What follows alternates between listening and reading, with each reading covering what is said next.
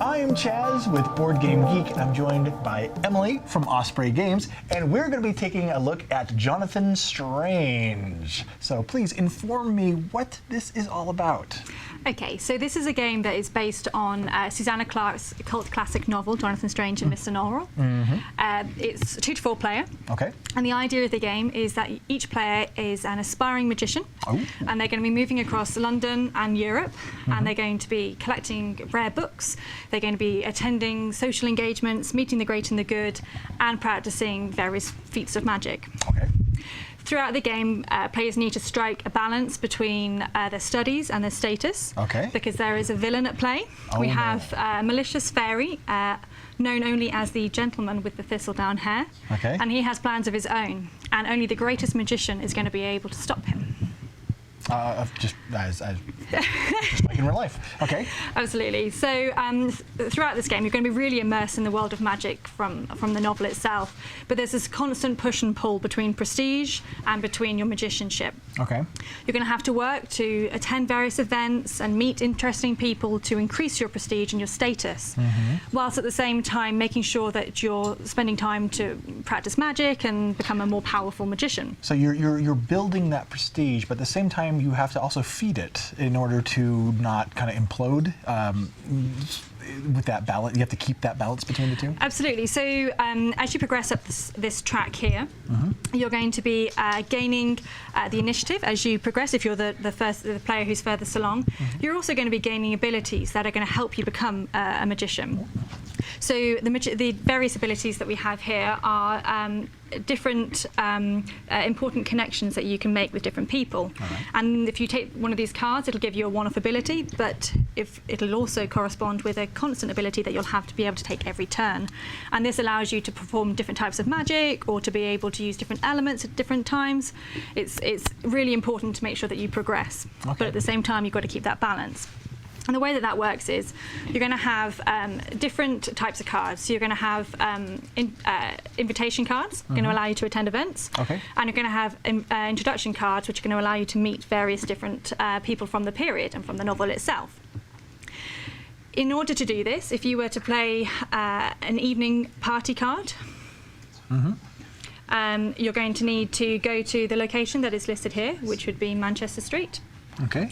And then when you're in that location, you can play this card. This card will allow you to draw more introduction cards. It'll also allow you to draw spell cards. Okay. You start with 3 of these, but as you progress, you're going to complete these spells, and you're going to need to draw on more of them to be able to actually keep getting magicianship points. Okay. The other types of cards you can have are introduction cards, where you will meet various people and you will increase your prestige by the number of value on here. All right, a little wax seal. So that's how you use it to kind of increase your prestige. Okay. But there's another way that you can use the cards. So that's when we do magic, which is a large part of the game. So each turn we're going to turn over a card of Marseille. That card is going to give us a few bits of information. One of them is that it's going to allow us to see how much the fairy's power is going to increase in this particular year. Okay. It'll also tell us which elements we're able to use when we practice magic. This means that when we are playing these cards, instead of using them for prestige, we could in fact use them for the elements in their top left corner. Ah, all right. So for example, knowing that this is the hills element here, if I had one that matched that, which would be helpful. So if I had one that matched this symbol here, I could play that, and then that would allow me to take a token matching that amount, so say a trees one, and place it on one of the spell cards that we have here.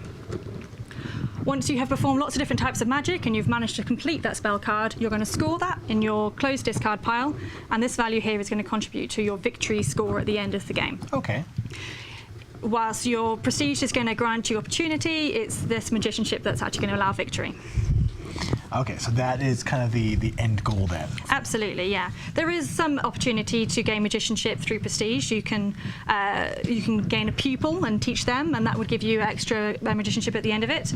And your other option is you can use your actions to actually buy spell books, which enable absolutely. So if you were to use a spell card like this, if you were able to use this element in this particular year, you could spend one element of this kind to give you 2 tokens, which allows you to more quickly actually complete the spells that you have in front of you. All of these permanent abilities that you can unlock, when you unlock one, does it go just from left to right, or can you choose which one you want to unlock? You can choose which one you want. So you'll have an option of 2 cards available to you until that pile runs out. And if you want to choose one of those, you'll get a one-off ability. So for example, if I took the Street Magician, that would give me this one-off ability, but it would also allow me to cover the Street Magician ability, so I could use the general ability going forwards. Okay, so they do correspond with each other. Absolutely, but one gives you an extra kind of bonus ability as well. Nice, okay. One thing to kind of come back to slightly is when you're beginning your turn, you're going to be able to apply certain actions. So you're going to be able to choose an action each turn that you want to perform. So for example, if I had this Hills card here with the element here, but I knew that I wanted to play trees this turn, I could choose to study this particular element, and that would allow me to use that element this turn. Excellent. So there's lots of different actions you can choose from your specific character ability. You can move across the board a little bit quicker, and you can also, as I mentioned earlier, buy spell books. And you'll do that at the beginning of your turn, and then you'll do your visits, and then you'll practice magic. And then if the right year is, sorry, if it's 1811, 1813, 1815, or 1817, you're then able to confront the fairy. And if you have a magicianship value that is greater or equal to his value, he's defeated. And then you work out between you who has the highest magicianship and who is the greatest magician of the time. Excellent. So that is Jonathan Strange and Mr. Norrell. Is it Norrell or Norrell? I say Norrell, I think. I'm not sure. I think I change actually sometimes. I'll call it Norrell. So this, and where is this in the production? So everything you see here is final except these pieces here and this piece here. Otherwise, everything's completely final. It's going to be publishing in June this year. Oh, okay. Yeah, we'll have things at UK Games Expo. Excellent. So yeah, right around the corner. Excellent. Well, thank you, Emily, for sharing this with us. And so keep an eye out for Jonathan Strange. And thanks for watching.